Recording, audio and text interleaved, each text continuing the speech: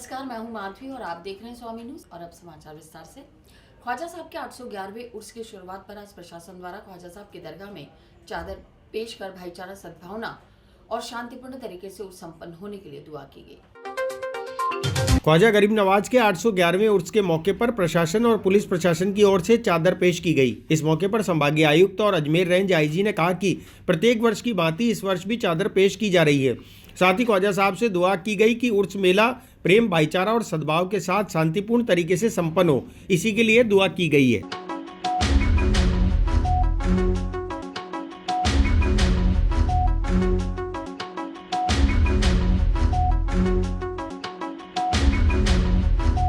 ख्वाजा मोइनुद्दीन चिश्ती साहब की दरगाह में 811वें उर्स के उपलक्ष्य में भीड़भाड़ आनी शुरू हो चुकी है।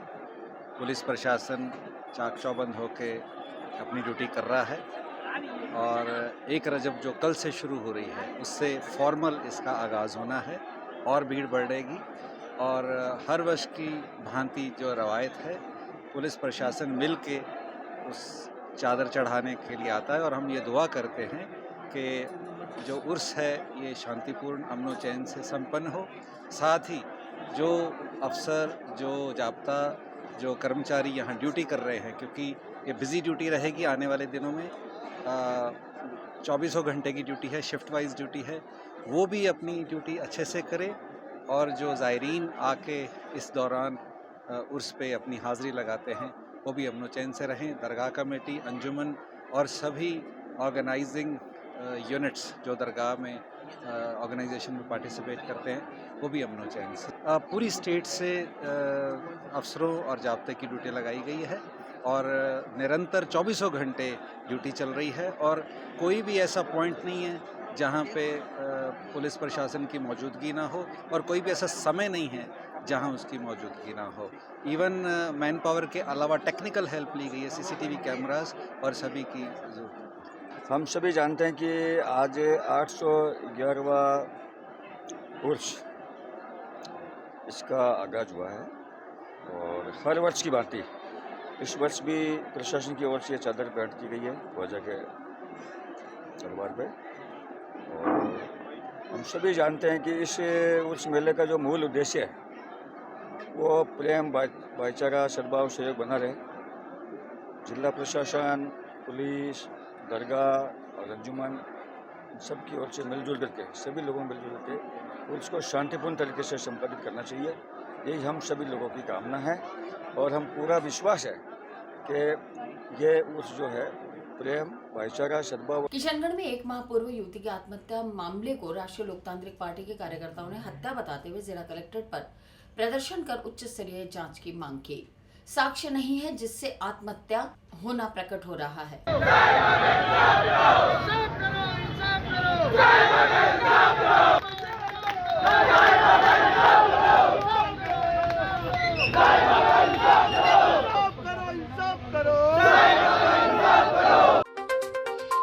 एक महीने पूर्व किशनगढ़ निवासी युवती के आत्महत्या मामले को हत्या बताते हुए आज राष्ट्रीय लोकतांत्रिक पार्टी के कार्यकर्ताओं ने जिला कलेक्ट्रेट पर प्रदर्शन कर उच्च स्तरीय जांच की मांग की।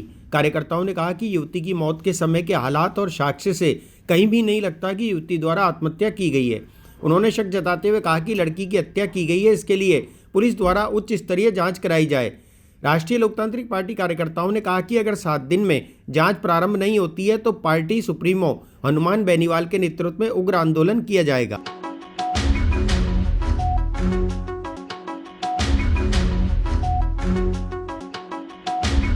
किशनगढ़ शहर की ये घटना है। साहिबा नाम की बच्ची के साथ जो कुछ दरिंदों ने मिलकर जो किया, ना परिवार को पता लगा ना पड़ोसियों को पता लगा। उनकी जो स्थिति थी बच्ची की, अब पड़ोसी कह रहे हैं कि भाई इसके साथ मर्डर की ये घटना हुई है। उसकी जो स्थिति वो मिली थी हमारे को बंद कमरे में, बाहर से गेट उसका बंद था और डेड बॉडी की गेट पूरा खुला हुआ था और उसकी हालत बिल्कुल गंभीर थी। तो आज हम माननीय एसपी साहब को ज्ञापन देने आए हैं। हमारे बड़े भाई राष्ट्रीय लोकतांत्रिक पार्टी के प्रदेश मंत्री भाई रामस्वरूप गजनी के नेतृत्व में सभी 36 कौम के साथी मिलके आज पुलिस की कार्रवाई को एक तो जांच चेंज करवाने के लिए और नेक्स्ट प्रोग्राम क्या रहेगा तो उसकी भाई रामस्वरूप गजनी जी नेक्स्ट तैयारी कर रहे हैं। आज अगर ज्ञापन हमारा स्वीकार करके अगर कार्रवाई होती है तो ठीक है, नहीं तो आगामी रणनीति तय की जाएगी।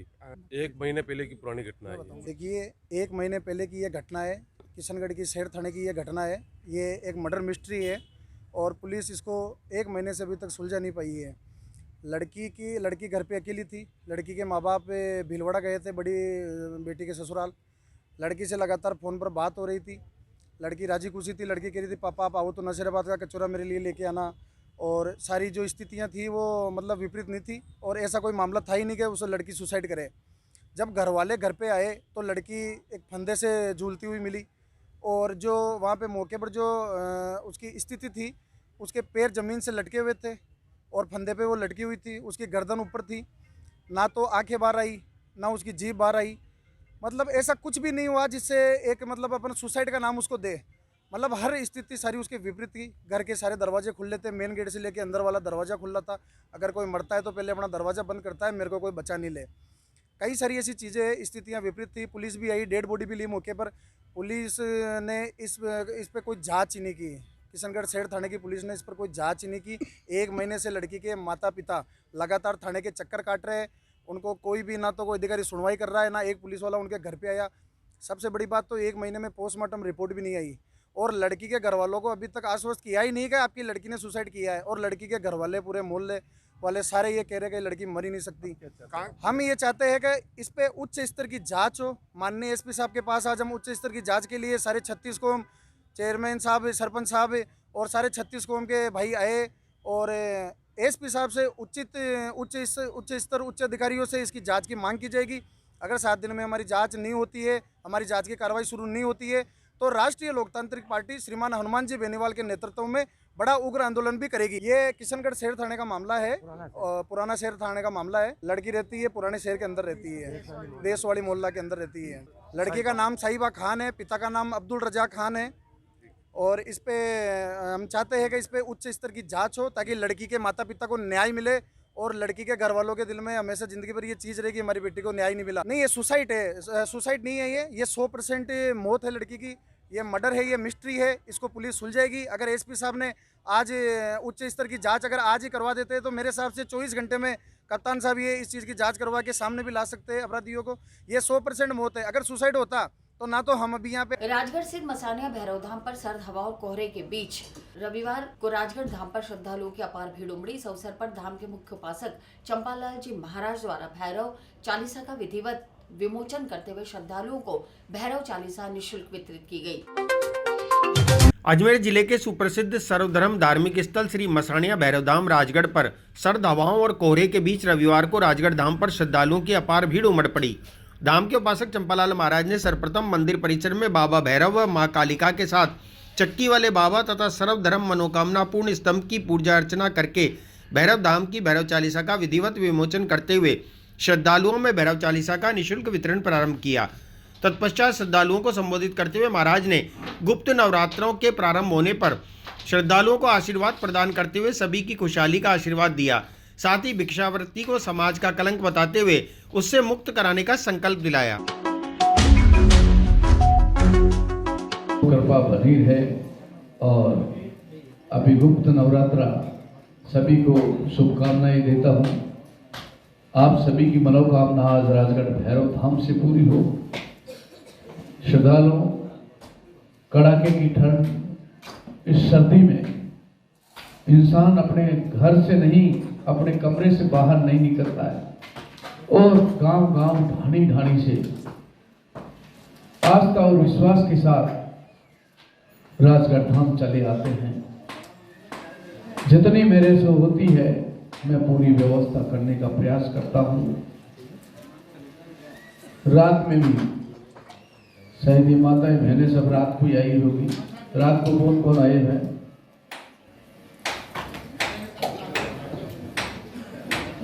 रात को आपके लिए क्या क्या व्यवस्था थी सर्दी के लिए? सर्दी में आपको क्या क्या व्यवस्था मिली रात को? हाँ, खड़े होकर बोलो क्या करूं? 5 या 4 कंबल मैं खुद मुझे पहचानते भी नहीं, मैं वहाँ घूम रहा। उत्तराखंड के मुख्यमंत्री पुष्कर सिंह धामी ने पुष्कर पहुंचकर जगत पिता ब्रह्मा मंदिर के दर्शन किए। इस अवसर पर पुष्कर विधायक और अनेक भाजपा कार्यकर्ताओं ने उनका साफा और माला पहनाकर भव्य स्वागत किया।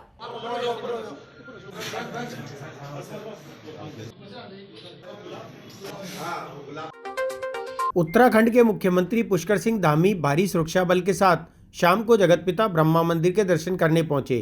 ब्रह्मा मंदिर पहुंचने पर विधायक सुरेश सिंह रावत और पालिका अध्यक्ष कमल पाठक के नेतृत्व में भाजपा कार्यकर्ताओं ने उनका माला पहनाकर और साफा पहनाकर स्वागत किया। उसके बाद मुख्यमंत्री पुष्कर सिंह धामी जगत पिता ब्रह्मा मंदिर के दर्शन किए और आरती की। इस दौरान उनका ब्रह्मा मंदिर के पुजारी कृष्ण गोपाल वशिष्ठ ने ब्रह्मा जी की तस्वीर भेंट कर शॉल उड़ाकर सम्मान किया। इस अवसर पर उन्होंने पत्रकारों से वार्ता करते हुए कहा कि ब्रह्मा जी से जोशीमठ में आई आपदा को शीघ्र समाप्त करने के लिए प्रार्थना की गई है।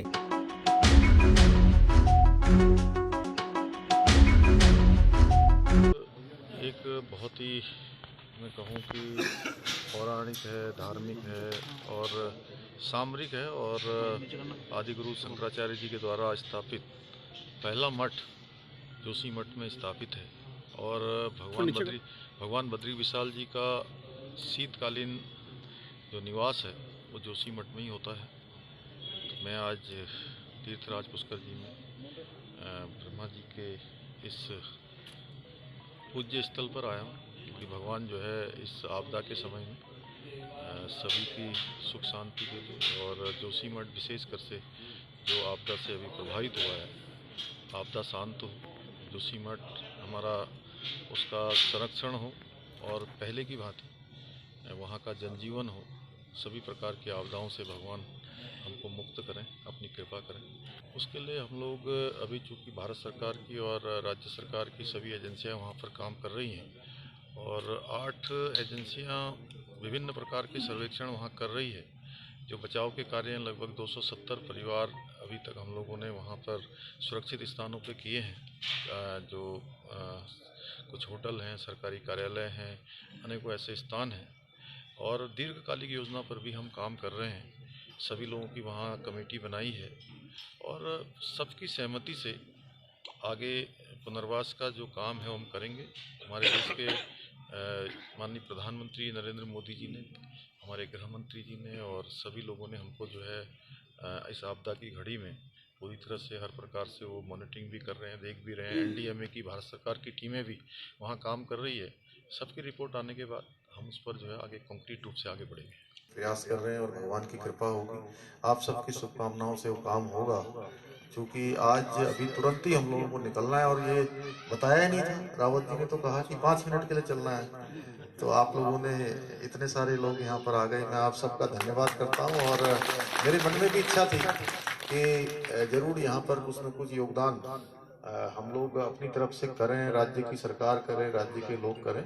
आपके रूप में जो भी हमको एक प्रस्ताव आप दे देंगे तो उसमें देखेंगे यहाँ पर कि हम लोग जिस प्रकार का भी योगदान दे सकते होंगे उसको योगदान देंगे। और मैं भी चाहता हूँ कि चूँकि इतना ये हमारा एक प्रसिद्ध तीर्थ है और अपने आप में हिंदुस्तान का एकमात्र इस प्रकार का पूरी दुनिया का, तो यहाँ पर योगदान। कर्नाटक के पूर्व मंत्री और कल्याण राज्य प्रगति पक्ष पार्टी के सुप्रीमो जनार्दन रेड्डी ने आज परिवार सहित हजरत सूफी संत ख्वाजा मोइनुद्दीन हसन चिश्ती की बारगाह में चादर पेश की। हिंदू मुस्लिम भाई भाई भारत माते नम्मेलरे ताई ये कन्नड़ में मैं कर्नाटक के पूर्व मंत्री और कल्याण राज्य प्रगति पक्ष पार्टी के सुप्रीमो जनार्दन रेड्डी ने आज परिवार सहित हजरत सूफी संत ख्वाजा मोइनुद्दीन हसन चिश्ती की दरगाह में चादर और अकीदत के फूल पेश किए। रेड्डी ने देश में अमन, चैन और भाईचारे के लिए दुआ मांगी। इस मौके पर जनार्दन रेड्डी ने अपनी नई पार्टी के बारे में मीडिया से बातचीत भी की। आज तो कर्नाटक में एक नया पार्टी का बहुत जरूर भी था। तो सारे कर्नाटक में मेरे कुछ ड्रीम्स था पहले, वो मैं इतना बहुत बड़ा अच्छा काम करने वाला था। तो उस टाइम में क्या हुआ आपको सब मालूम है कर्नाटक पॉलिटिक्स में। आज तो मैं एक नया पार्टी बनाया, कल्याण राज्य प्रगति पक्ष नाम से। अभी सारे कर्नाटक में इतना रिस्पांस अभी पब्लिक से मेरे को मिल रहा, इतना ब्लेसिंग्स मिल रहा, सभी अभी सलमान साहब क्या अभी बोला यूथ के लिए एक मैसेज देने के लिए सारे कर्नाटक में यूथ भी मेरे साथ इतना साथ दे रहा, अभी सभी लोगों इतना आशीर्वाद भी दे रहा। पार्टी बहुत आगे बढ़ने का है। कर्नाटक में 23 में ये 4 महीने पार्टी बनाने के बाद इतना कम समय में पार्टी से जो कुछ इतना पावर में आने के लिए कोशिश कर रहा हूँ मैं। सभी यूथ से मेरे साथ है, मेरा एक ही है अभी हमारा सारे भारत में, सारे हिंदुस्तान में पहला हमारे को शांति यूनिटी होना चाहिए। मेरा एक ही स्लोगन है, हिंदू मुस्लिम भाई भाई भारत माते नम्मेलर ताई। ये कन्नड़ा में मैं हमारा यूथ को एक मैसेज देने के लिए, वो सारे यूथ हमारा देश के हमें कंस्ट्रक्शन करने के लिए, बहुत अच्छा कंस्ट्रक्शन करने के लिए, विश्वगुरु बनाने के लिए सारे हिंदुस्तान में कर्नाटक के भी अभी यूथ सभी यूनिटी से बहुत स्ट्रेंथ से काम करना तो सभी हो सकता है। पार्टी मेरे को छोड़ा तो मैं आज ये पॉलिटिक्स के बारे में ज़्यादा बात करने का भी मेरा काम क्या है ये 4 महीने में अब सब देश में सभी लोगों देख सकते हैं 23 रिजल्ट क्या आएगा। पब्लिक तो मेरा साथ दे रहा, अभी नया नया यंगस्टर्स यूथ नया लीडर्स को मैं बना रहा हूँ। आज तक 25 दिसंबर में पार्टी अनाउंस किया, आज तो अभी 25-30 प्लेसेस में अभी बहुत अच्छा डेवलपमेंट हो गया पार्टी, अभी 3-4 महीना है। India is the country where we can find unity in diversity. Today I have visited Ajmer to have divine blessings of Baba Garib Nawaz. Also today I am really blessed to receive a Global Peace Award from Syed Salman Chishti Sahab from Chishti Foundation chairman. Nawaz में आज उर्स के मौके पे श्री गली जनार्दन रेड्डी साहब और तमाम रेड्डी परिवार की जो हाज़िरी हुई, ये बड़ा ख़ास मौका है और इनकी तरफ से जो पैगाम दिया जाता है मोहब्बत का, अमन का, जो ये अपने काम से खिदमत करते हैं, लोगों को जोड़ते हैं, यही पैगाम हमारे हिंदुस्तान से पूरी दुनिया में सदियों से दिया गया है। और आज जो चादर पेश की गई उसमें भी अमन की दुआ करी हमारे वतन के लिए, भारत देश के लिए, कि अमन रहे, मोहब्बत रहे, तरक्की रहे और हर एक हिंदुस्तानी 135 करोड़ हिंदुस्तानी आपस में मिलके देश की तरक्की के लिए, उन्नति के लिए काम करें। हमारी ये दुआ है कि कर्नाटक में जितने भी लोग रेड्डी साहब के साथ जुड़ें, आगे बढ़ें और ये जो काम कर रहे हैं दिल से लोगों की खिदमत का, उसमें भी बारगाह गरीब नवाज में हम ये दुआ करते हैं कि वो पैगाम लेके जाएं मोहब्बत का, अमन का, यही दुआएं हैं। हम चाहेंगे कि रेड्डी साहब भी अपना जो खिदमत कर रहे हैं उसके बारे में यहाँ पे अगर कुछ शेयर करें कि किस तरीके से हमारे मुल्क में अमन का जो एक विज़न है, इंसानियत की जो खिदमत है, उसमें किस तरीके से कर्नाटक और साउथ की तरफ से और नॉर्थ के अंदर जो पैगाम दिया जाता है, ये पूरे विश्व में एक भारत जो विश्व गुरु है उसको आज की सदी में यूथ के लिए आप कुछ मैसेज दीजिए, क्योंकि youth is most vulnerable. Pushkar के निर्मल आश्रम में 5 दिवसीय राधा माधव एवं शिव परिवार की मूर्ति प्राण प्रतिष्ठा महोत्सव का शुभारंभ रविवार को हवन पूजन व अखंड पाठ के साथ हुआ। पुष्कर के निर्मल आश्रम में 5 दिवसीय राधा माधव और शिव परिवार की मूर्ति प्राण प्रतिष्ठा महोत्सव का शुभारंभ रविवार को हवन पूजन और अखंड पाठ के साथ किया गया। आश्रम के महंत डॉक्टर स्वामी रामेश्वर नंद महाराज के सानिध्य में रविवार की सुबह मुख्य यजमान सुभाष सोनी और राकेश शर्मा ने सपत्नीक वैदिक मंत्रोच्चारण के साथ हवन पूजन किया, वहीं अखंड पाठ की शुरुआत की गई।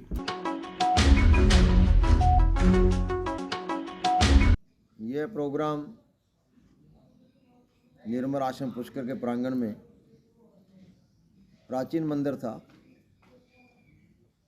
जो कम से कम काफ़ी पुराना था, जीर्ण शीर्ण अवस्था में था और मूर्तियां खंडित हो गई थी। इसमें मूर्तियों की पुनर्स्थापना कर रहे हैं और मंदिर का जीर्णोद्धार किया है। यह कार्यक्रम 22 जनवरी से 26 जनवरी 2023 तक चलेगा। मंदिर के प्रांगण में पूरे देश से विभिन्न संप्रदायों के प्रमुख साधु संत एवं विद्वान ब्राह्मण जन, विद्युत आचार्य, हवन, संत सम्मेलन और नित्य प्रसादी साधुओं का भंडारा, भक्तों का भंडारा एवं भजन संध्या, सुंदरकांड का पाठ, ये नित्य प्रति। और इसी के साथ ही समाचार बुलेटिन समाप्त होते हैं। मुझे दीजिए इजाजत। देखते रहे स्वामी न्यूज़।